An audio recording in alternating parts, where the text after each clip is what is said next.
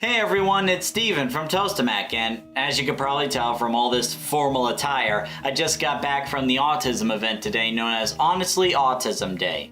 For those who don't know what this event is, Honestly Autism Day is a year-round event where the autism community comes together to showcase the best of what autistic people can do. And I've met some amazing people during this event. But before I get too far ahead into that, I want to explain how I got involved in this event in the first place.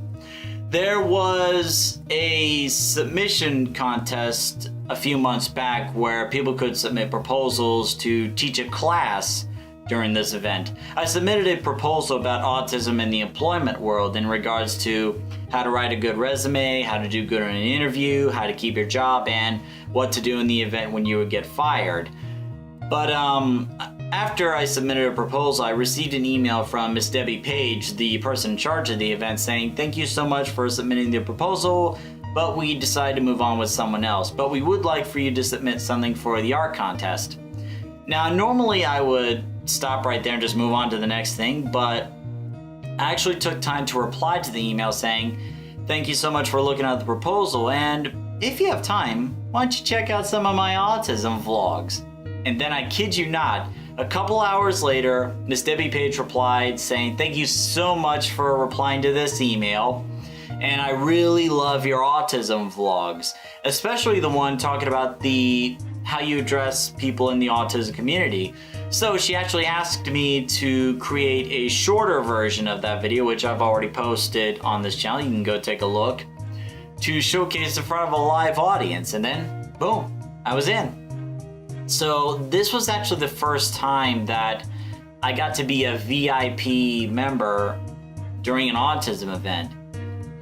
And I gotta say, guys, it was absolutely amazing for more reasons than one.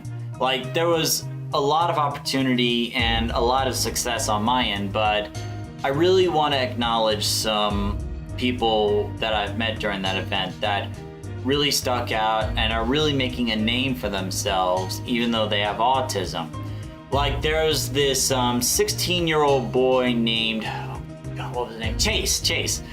And he has a YouTube channel and part of a TV series called Chase in Your Face. Like, the title itself is just catchy and very easy to remember, but here's the thing. Chase is an autistic boy that specializes in cooking series. Like, his whole YouTube series and TV stuff is all about how he cooks different kinds of food. Think about that for a minute. What is one of the biggest obstacles for autistic people? Their diet. They're picky eaters. Anyone who knows anything about autism should know how picky of an eater that autistics can be. But with Chase, he actually got the passion from watching all kinds of different cooking shows and saving them onto his DVR. Sooner or later, he would actually try out different recipes and make recipes of his own, and always ask permission to use the kitchen. And he has grown so much despite only being 16 years old, and he's got his own cookbook, he's getting his own TV show, and made his own foundation known as Chase Your Dreams Foundation to help other people with autism. So it was absolutely amazing. In fact, I even got a cookbook from him because he was handing out free cookbooks, and even got his autograph too. So that was absolutely incredible and such a huge inspiration. And I also got to meet someone by the name of Alex Generous. She has autism, actually got featured in the online series known as TED Talks, and that was huge too. So I got a chance to meet with them, exchange business cards, and I really hope to get in touch with them later on.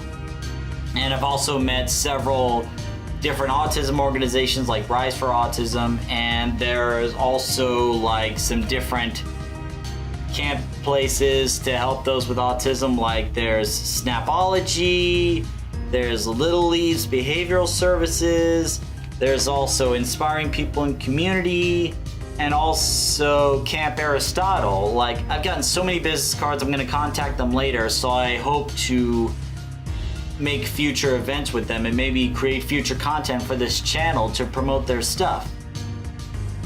So for me personally, this was probably one of the biggest events or biggest moments of my life.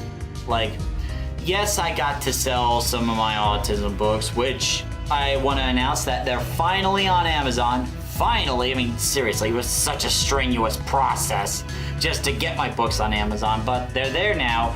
Traces, an Autistic Pathway to Creative Expression, and On the Trail with Annie and Angel. They're on Amazon. I'll leave a link down below so you can take a look for yourselves. So I got to sell some books, but that wasn't the most important thing I accomplished.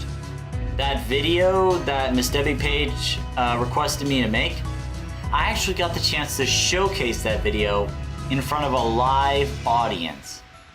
And I gotta say, watching the people react and be inspired by this video,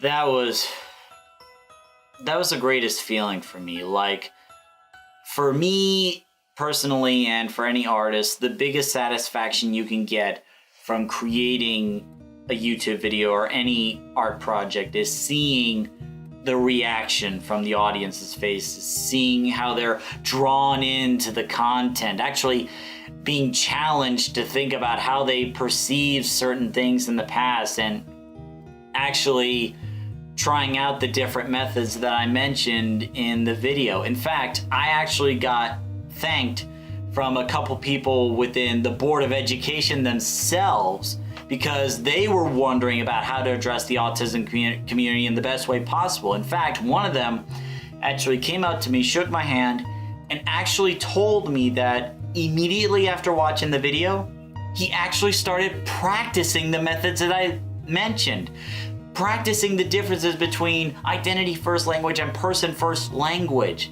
In fact, several people thanked me and told me that they were practicing that. And it was absolutely amazing. Like, to think how this YouTube channel started out in the past. Like, it was just some gaming channel that me and Thomas were just playing video games and us recording us reacting to it and just posting online. To think that it would get me to this point where not only as it got me into radio shows and a TV show, but it's also given me the chance to showcase my work in front of a live audience. It means everything. And I know this is only the beginning of something absolutely amazing. Like, with how they were inspired by this, how many people thanked me for it, I could tell that my content is really helping people. It's opening their minds to new possibilities. And this project wouldn't be anywhere or be anything really if it weren't for viewers like you. You are the reason this channel can keep going and keep growing to greater and greater heights. So I really want to say, I've probably said 1,000 times over, I'll say it 1,000 times more, thank you.